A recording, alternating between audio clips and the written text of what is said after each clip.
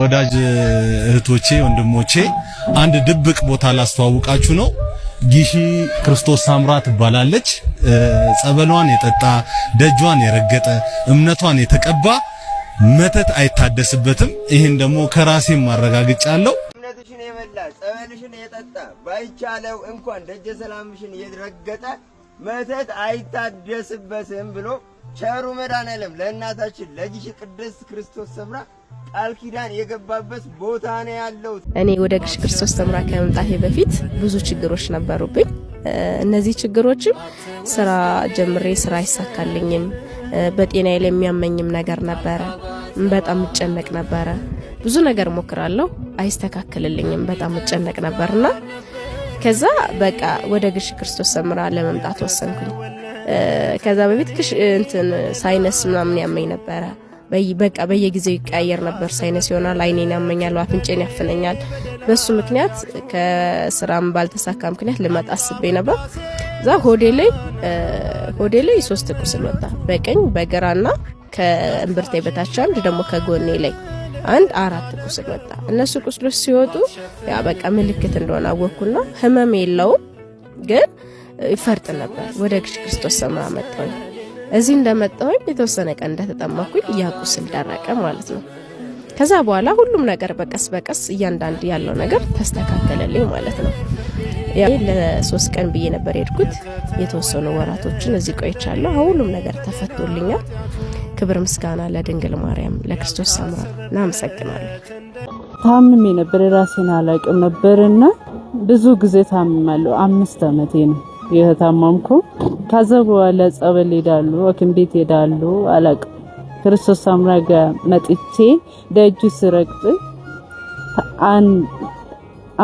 ያመመኝ ሁሉ ነገር ራሴን ሁሉ ነገር ተወኝ። እዚህ ቦታው ስደርስ ራሴን አላውቅም፣ ግን ጸበል ውስጥ ገብቼ ራሴን አውቃለሁ። ወደ ሰው ተመለስኩ። ድሮ ግን በፊት አላውቅም ራሴን። ለእኔ የደረሰች ለእናንተ ስትደርስ ክርስቶስ ሰምራ አባቴ ነበረ እየመራኝ ሄደውና ነው ክርስቶስ ሰምራ ዘይ ክብር ይስፋት።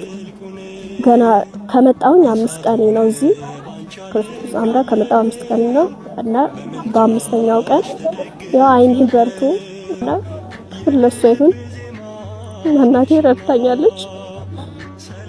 ለላመነ ያው ሁሉ ወደለተ ሰውን መስገን ሆኖልኛል። እና ማበላቃት እና አምቦ ሙላ አልቋል።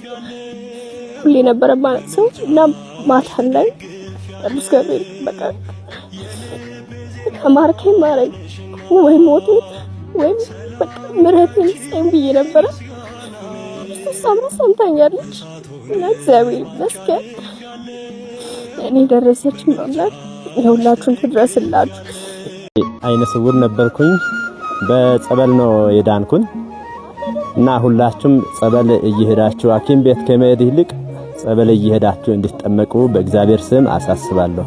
የትኩበት ገዳም የለም።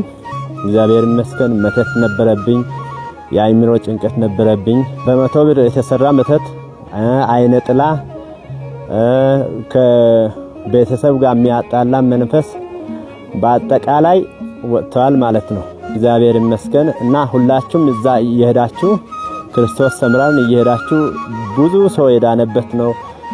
ከአፉ መርፌ ወጥቷል፣ ከሆዱ ምላጭ ወጥቷል ከሆዱ። ስለዚህ ሁሉም ሰው እዛ እየሄዳችሁ እንድትድኑ በእግዚአብሔር ስም አሳስባለሁ። በእኔ የደረሰች ክርስቶስ ሰምራ ለሁላችሁም ትድረስላችሁ። በእህቴ በኩል ነው እኔ እዚህ ልመጣ የቻልኩት። ለአመታት ስታመም ነበር። ኩላሊቴን እንዲሁም ራሴን፣ እጆቼ፣ እግሮቼ በጣም ታመም ነበር። እዚህ ስወርድ ሰው ይዞኝ ነበር የወረድኩት። ስወጣ ግን ያ ሰው አግዤ ነው የወጣሁት። ክብር ለሷት ይሁን። ጸበሉን ከተጠመቅኩ በኋላ ደህና ነኝ። በእውነት ለኔ የደረሰች ክርስቶስ ሰምራ ለሁላችሁም ትድረስላችሁ። ክርስቶስ ሰምራ ለኔ ሰማችሁ እናንተን ተሰማ 23 ዓመት ሙሉ በመተት እየተሰቃየው ትምህርት ቤት ሳልመራ እንደ ጸጉሬ ሲቆርጠዋ ጸጉሬ እየቆሰለ 23 ዓመት የተሰቃየሁት ጎረቤት ነች ዘመድ ነች። ስታመም ለእናቴ ያሳለሆን ስለሷ ነበር እኔ የምናገረው። እሷ ዘመዴ ስለሆነች በቃ ሆዴ ነገር በ4 ዓመት የልጇን በሽታ ወደ እኔ ያዞረች። የሷ ልጅ 3 ጊዜ ነው አሉ ሞታ ተገንዛ የተፈታች። ከዛ የልጅቷን በሽታ ወደ እኔ ያዞራ እኔ እሷ አሁን ደህና ሆና አስተማሪ ሆና አሁን እሷ አዲስ አበባ እያስተማረች ነው። እኔ ግን አሁን ስራ የለኝም፣ ወጥቼ መስራት አልችልም። ስራ ሳገኝ አንዴ እጄ ሽባ ያርጋል፣ አንዴ እግሬ ይደነዝዛል፣ መስራት አልችልም። ቢሰራም ገንዘብ አለ ብሉከት ማሽን ነበር፣ እሱም እየተበላሸብን በጣም እየተሰቃየን ነበር።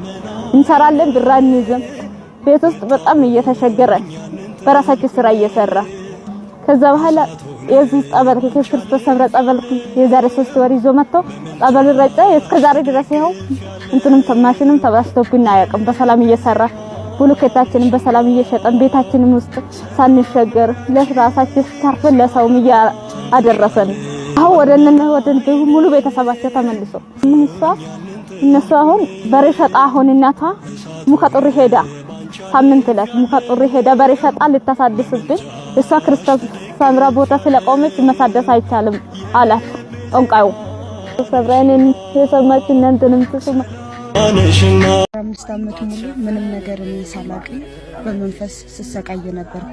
ከ15 ዓመት በኋላም ሰርጀሪ ተሰራሁ። ሰርጀሪ የተሰራሁት ትርፍ አንጀት ነው። ያ ትርፍ አንጀትም ከተሰራው 2 ዓመቱ ነው። ከዛም በኋላ ወደ ግሺ ማርያም ወደ ክርስቶስ ሰምራ ከእህቴ ጋር መጣሁ። ለሊት ጸሎት ካረኩኝ በኋላ ዛሬ ቅዳሴ ጸበል ለመጠጣት ያለብሽ እንዳንተጣመጪ ተባልኩኝ። ያም ትእዛዟን አክብሬ እግዚአብሔር ይመስገን የቅዳሴ ጸበል ጠጣሁ። ከጠጣሁኝም በኋላ ያው የምታዩትን የመድኃኒዓለም ልጆች የድንግል ማርያም ልጆች አስራት በኩራት በተባልኩት ትእዛዝ በተጠቀምኩትኝ ምላጭና መርፌ ከሆዴ ወጥቶልኛል። ለኔ የደረሰችን መብርሃን ለእናንተ ትድረስላችሁ። ጭንቀት በሽታ ነበረብኝ። ጭንቀት በሽታ ብቻ ሳይሆን ብዙ የሚያስጨንቁኝ መንፈሶች ነበሩ። በሶስተኛው ቀን ተገላግያለሁ እና ቤተ መቅደስ ጸሎት ቦታ መግባትም አልችልም ነበር። እግዚአብሔር ይመስገን እሷ ፈቅዳለች። ቆሜ አሻሽቤያለሁ። ዘመን 4 ዓመት በፊት አዊ መጥቼ ነበርና ከሰው ጋር ነው የመጣሁትኝ። እዚህ ቦታ እንርገጥ ነው የሚሄድ ሲሉኝ ሂዱን ያልሄድም ብያቸው ነበርና ለበጎ ዛሬ መጥቼ መስከራለሁ። ለኔ ደረሰች መብርሃን ለእናንተም ትድረስላለሁ። በስመ አብ ወወልድ ወመንፈስ ቅዱስ አሐዱ አምላክ አሜን። እኔ እናቴ ቅድስት ክርስቶስ ሰምራ ክብር ምስጋና ይግባትና ብዙ ያደረገችልኝ ነገር አለ፣ ግን በጥቂቱ ላጋራችሁ። እናቴ ቅድስት ክርስቶስ ሰምራ ደጇን እንደረገጥኩኝ እጅግ ብዙ መተት ነበረብን፣ በቤተሰቦቼም በእኔም ጭምር። እናቴ ቅድስት ክርስቶስ ሰምራ ቤተሰባችን ላይ የነበሩን ሁሉ ጠቅልላ አምጥታ ደጇን እንደረገጥኩኝ በእኔ ላይ ሰብሰባ አምጥታ ሸኝታልኛለች። ብዙ እንሰራለን፣ ምንም የሚባረክልን የለም። ብዙ እንለፋለን፣ ምንም ጥሪት አልነበረንም። ሰላምም ከቱ ከኛ ርቆ ነበረ። ቤተሰብ ከቤተሰብ አይስማማም፣ ወንድም ከእህት አይስማማም፣ አባት ከልጅ አይስማማም ነበር። ግን በደጇ ቃል ኪዳን እናቴ ቅድስት ክርስቶስ ሰምራ ገና ደጇን ስረግጥ በቃል ኪዳኗ መሰረት ጠራርጋ መተቱን ሁሉ አምጥታ ደጇ ሸኝታልኛለች። እኔን ረዳች ክርስቶስ ሰምራ እናንተን ተርዳችሁ። አመሰግናለሁ። በኩላሊት ታማሚ ነበርኩ። የኩላሊት ታማሚነቴም በግራውና በቀኝ ነው። የግራው ሄድ ያደረገ ሲሆን የቀኙ ደግሞ ትልቅ ጠጠር አለበት ተብዬ ሰርጀሪ መሰራት አለበት ተባልኩ ነበር። በ20 ቀን ውስጥ ለሰርጀሪ መሰራት ስለማይችል ማለት ሰርጀሪ ለሰርጀሪ ለማድረግ 40 ቀን አሊያም 60 ቀን እና በ20 ቀን ውስጥ ግዴታ ሁለቱም ሰርጀሪ መሰራት አለበት ተባል። የግራው ሄድ ያደረገ ስለሆነ ቶሎ መውጣት አለበት። እሱ ቶሎ ካልወጣ ጠጠሩ የሚያውቁት ከሆነ የቀኙን ያበሰብሰዋል።